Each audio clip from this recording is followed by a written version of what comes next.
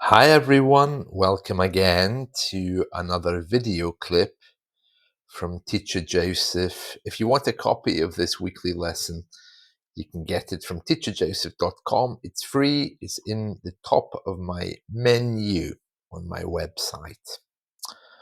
Right, we've done most of this page. We've looked at many different words. And we're going to continue today. So the last one we looked at was flabbergasted, which means to be surprised or to be taken aback. And this is because as I was talking to the TV license enforcement officers, a priest appeared and he was asking me if I knew who needed the last rites. The last rites are that ceremony, that ceremony the priest gives you when you're dying. Okay, they put some oil on your forehead. Also, it says here, so let me just put this here, last rites. It says that the barber always gives me OAP rates. That means old age pensioner rates. It's an acronym, OAP, old age pensioner. So I get a discount at the barber because he thinks I'm over 60. I never correct him. But I am still a long way away from 60. And I'm saying there my day really couldn't get any more surreal. And in this case, I'm using the word surreal, meaning bizarre. Surreal, bizarre, something strange. So I watched as the TV enforcement officers knocked on the door opposite. Of course, there was no reply. So they stood there and I closed the door and opened the video app again. After a few moments, they started calling through the letterbox. These people meant business, yeah.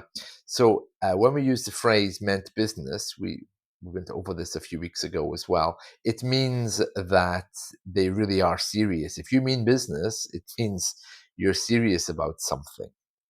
So I went to the supermarket yesterday trying to find bananas and I looked everywhere. I really meant business, you know. I went up and down every aisle until I found what I wanted.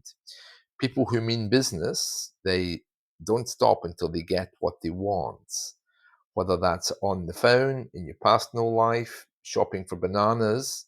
If you really mean business, you don't give up.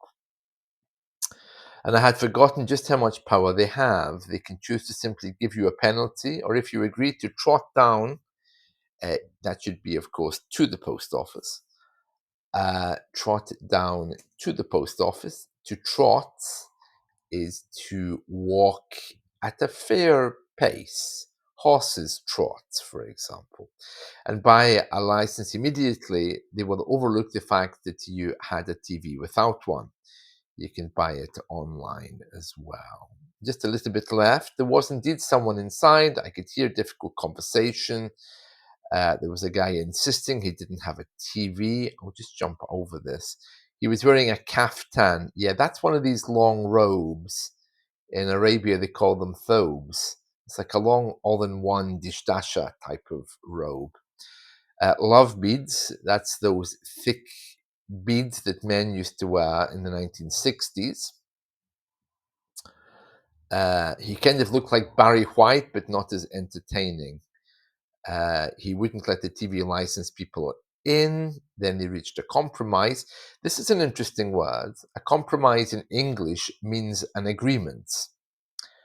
Now that's very different from the same word in Spanish, where it uh, doesn't quite mean the same thing. Let me explain. A compromise in English is when you reach an agreement after fighting about something. So, for example, my friend and I couldn't agree on what to have for dinner, but we finally reached a compromise. A compromise is when both parties don't agree, and then you find peace about the situation by one of you giving up or eventually deciding upon something else.